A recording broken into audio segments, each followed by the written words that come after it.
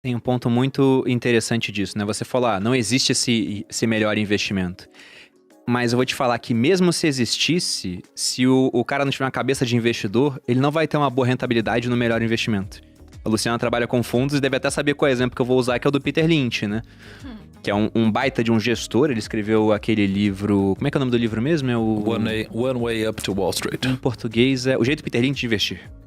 Exatamente. Ele gravou um Primocast sobre esse livro já.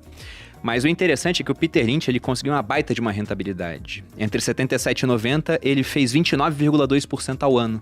Então, quem entregava em 77 $100 mil na mão do Peter Lynch, poderia tirar, em 90, 2,8 milhão. Muita coisa, né? Esperava. Só que você vai pegar o retrato dos cotistas, a maior parte das pessoas que acharam esse baita veículo de investimento, o pessoal deve dar louco aqui, Luciano, indica o fundo que vai ser o Peter Lynch brasileiro. A maior parte perdeu dinheiro, porque o cara não tinha esse aspecto comportamental. O que ele fazia? Ele não conhecia o Peter Lynch. Quando ouvia falar do Peter Lynch era quando o mercado tinha bombado, tinha subido, sei lá, 40%. Ia lá, investia no fundo.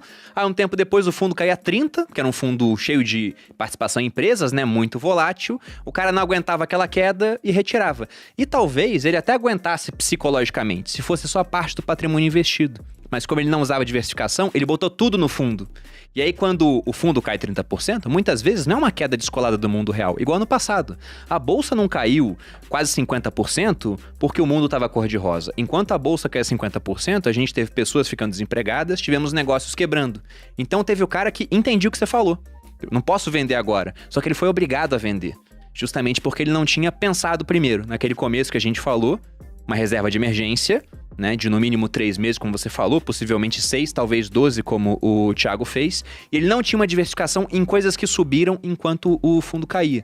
Eu fiquei muito tranquilo no passado para tomar decisões, e eu tomei uma decisão extremamente arrojada para o meu histórico, que foi levar minha alocação de Bitcoin, que era um negócio próximo de 5%, para 20%. Foi muita coisa. E com todo mundo falando, inclusive alunos meus de turmas anteriores, colocando no grupo global lá, Bruno, você estava errado sobre o Bitcoin. Ele tinha caído de preço, né? Falou, não é uma reserva de valor, olha só o quanto caiu. Eu falei, olha, não quer dizer que ele não é volátil, Aí mas você eu foi acho que lá vai e voltar a resolveu subir. comprar um por dia. Aí eu fui comprando entre Nas palavras do meu pai. 0,5 e 1 Bitcoin. Nas palavras do meu pai, você viu o Bruno? Tá comprando Bitcoin igual pão na padaria. Não, eu fui comprando por conta disso. Doido. Era o resto da palavra, da frase. Tinha caído bastante, eu falei, vou levar de volta pra 5%. E o preço do Bitcoin de lado um tempão. Aí eu lembrando lá, não que eu use tanto a análise técnica, mas eu dei uma estudada. Eu falei, nossa, essa ausência de volatilidade, uma hora vai gerar uma explosão de volatilidade. Pode ser pra cima ou pra baixo. Se for pra baixo, que é a pior coisa que pode acontecer se eu aumentar a alocação? Eu vou perder esses 20%. Talvez o Bitcoin chegue a 0. Vai me machucar?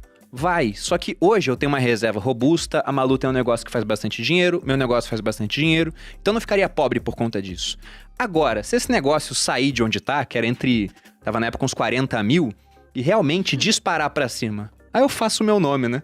Empurrei a bola na rede ali, botei o burro na sombra e tô tranquilo. Aí eu fui, aumentei essa alocação, até fiz um movimento público e acabou que deu muito certo. Só que poderia não ter dado. E se não tivesse dado, eu estaria no jogo ainda. Agora, você falou uma coisa muito legal, cara, que foi sobre estratégias, né? E sobre como você mudou uma estratégia sua. Que você antes tinha 5% e foi pra 20% e a sua turma falou, pô, mas como assim, né? Tá doido. E realmente o mundo, em termos de princípios, né? Existem algumas coisas interessantes a se notar. Os princípios, eles se aplicam a tudo. Não só aos investimentos, né? Então, é como o princípio do tempo, né? Não dá pra uma semente virar numa árvore do dia pra noite. Não dá pra uma criança nascer em menos de X meses, né? E um dos princípios que eu acredito... Acho que 9. Não, eu ia pior falar que que tem dá. gente que às vezes nasce... Às vezes dá mais- 5, entendi. 6, 7, né? Eu me toquei na hora que... Mas a frase você não pode engravidar 9 mulheres e ter um Isso. filho em um mês. Não tem, Exatamente. você vai quebrar, inclusive, né? Um monte de A não ser que você seja o rei Salomão. 9 meses que depois, teve não, 9 mil não vale a mulheres. pena. O rei Salomão teve 1000 mulheres. Isso é a prova que ele era muito rico. Mas assim, então, dentro desses princípios, um deles é o princípio de que nada é estático no mundo, né? Talvez apenas a mudança. Então, quando a gente fala Sabe de quem estratégia... falou isso? Heráclito. Heráclito? Aí ele falava puxa isso. Heráclito da Do nada, prateleira. Heráclito. Veja Heráclito aqui. Caraca, massa. Então, quando a gente fala sobre isso, tem algumas verdades no mercado que a gente carrega até hoje e que arrisco a dizer que estão mudando. Né? Então, por exemplo, todas as crises da história aconteceu a mesma coisa. As pessoas saíram da bolsa. Sempre aconteceu isso, né? E por isso que a bolsa sempre caiu. Porque a bolsa caía com as pessoas morrendo de medo e vendendo com muita pressão. E vendendo para algumas outras que tinham dinheiro e por esse preço eu até topo comprar. Mas durante o Covid aconteceu uma coisa que não aconteceu, acho, que em nenhum lugar do mundo. Só aconteceu no Brasil.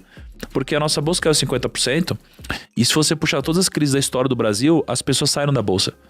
E essa foi a única crise da nossa história em que a bolsa caiu 50% e o número de investidores pessoa física aumentou. Então o que a gente está vendo aqui? Que talvez aquela história de tempos em tempos vai ter uma crise, vai ser uma puta oportunidade para comprar, etc. Talvez isso já não exista mais.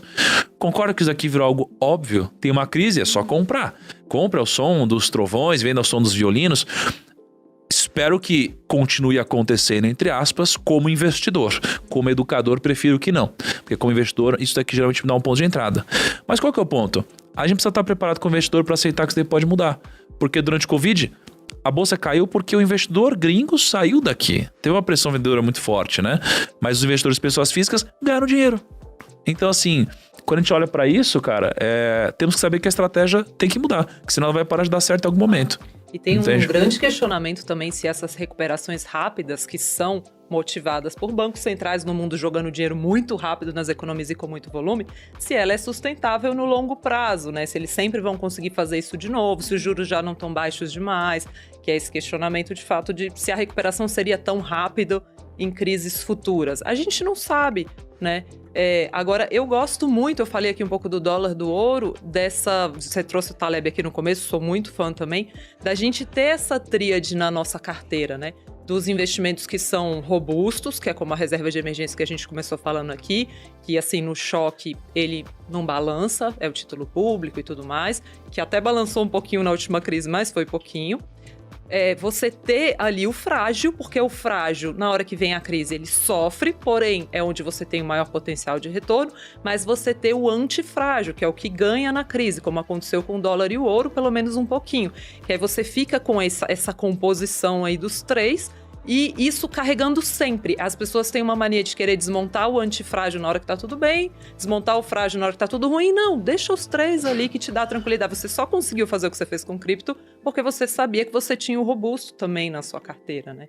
Então acho que a gente fazer isso. E sim, eu concordo que a gente tem que estar sempre preparado para mudar. Quando eu falo da minha alocação estrutural, uma coisa que eu tenho isso, mas eu posso mudar a qualquer momento. Se o juro cair mais, ou se o juro subir, talvez eu mude um pouco, mas tem que ter algo a você seguir, né? Eu acho que para as pessoas normais que estão nos acompanhando, que não são necessariamente investidores profissionais, tem uma disciplina, uns percentuais e sigam, né?